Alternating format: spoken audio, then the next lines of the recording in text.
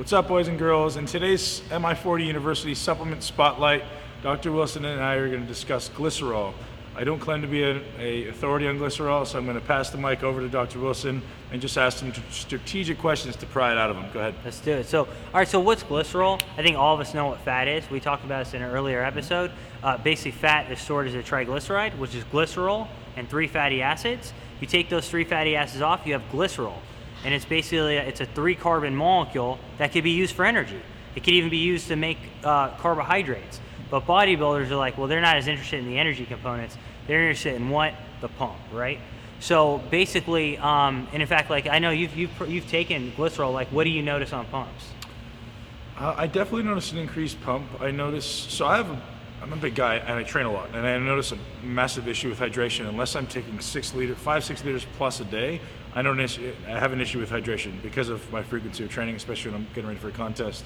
So I noticed I actually had better cellular hydration, decreased cramping, better recovery from my workouts. Brilliant, and that's the main thing. The first literature where glycerol was used in was actually in endurance athletes in states where they would get dehydrated, right? Now, most people wouldn't get as dehydrated lifting weights until you lift with this guy here, right?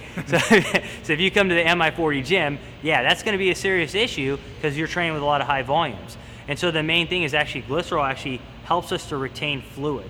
It actually, when we drink water, we're able to hold on to it and stay fuller and not get dehydrated and therefore not cramp as much. Right. So absolutely. So here's what I wanted to bring into the discussion today is I've heard of a lot of people potentially using glycerol to load for a contest. Mm-hmm. So Dr. Wilson and I want to kind of get a little deeper on the mechanism and on perhaps the detriments and benefits of that. So what do you think? Absolutely. So what we would call glycerol, we would call it an osmolyte.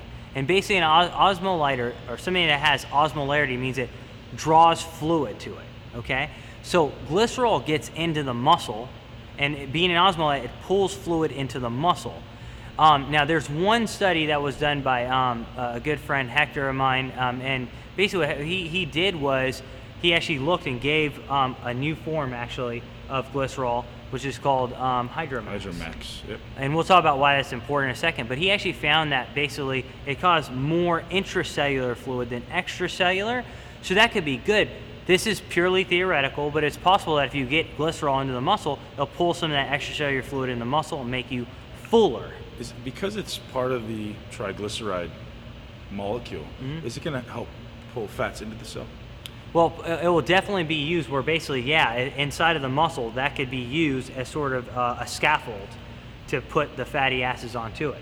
So that's certainly one thing that's going to be important. So would that somehow, in some way, increase fat storage? Because if you're adding more glycerol to the cell, would it make the cell more prone to storing more fat? Well, I'll tell you what, I would say that I don't know that it would make it more prone to storing fat, because I think that's going to be more like a lot of other mechanisms where you would need a ton of glycerol to cause that to happen, I would say. A lot of conditions to be readily available for that to happen. But it definitely can be used as sort of an osmolyte to increase fluid retention. To increase fat, you'd have to take so much that your stomach would be destroyed. Right. Yeah. So that's the other detriment of glycerol. If you're not taking a high quality glycerol, you're going to get some GI distress. Mm-hmm. So as far as benefits that I see, absolutely increased hydration, increased pump. Is it a long-term thing? Has there been any studies that show if is it the type of thing where you take it for a while and they kind of lose the effect, or is it kind of evergreen? From what I've seen, most of the studies are short-term. I don't see why you would lose the effect though. So I don't necessarily see a reason why you would cycle, but you do get an effect for it, like that acute. In fact, if you take Hydromax, for example, right before you work out, you'll notice a pump almost right away. Yep. Are you familiar with efficacious dose, what they should be using? Yeah. So for the Hydromax, probably anywhere you can get effects with like anywhere from 2 to 5 grams probably. So I was going to say 2 or 3 grams was about what I was using, and I'm a bigger guy. I didn't notice the difference. That's the kind of thing you add to your pre-workout, mm-hmm. Add to your creatine, citrulline mix, and it works very, very well. Yeah. Now, one last thing is that for you guys, I'm going to go buy glycerol. The other kind's glycerol monostearate, and basically for that, you need to take a lot more of that. And so if you go out and you're like, I'm going to get a huge pump and get swole, what's going to happen if you go get that? What's going to happen is you're going to have a lot of messed up stomach, and you won't keep your food down for that next day.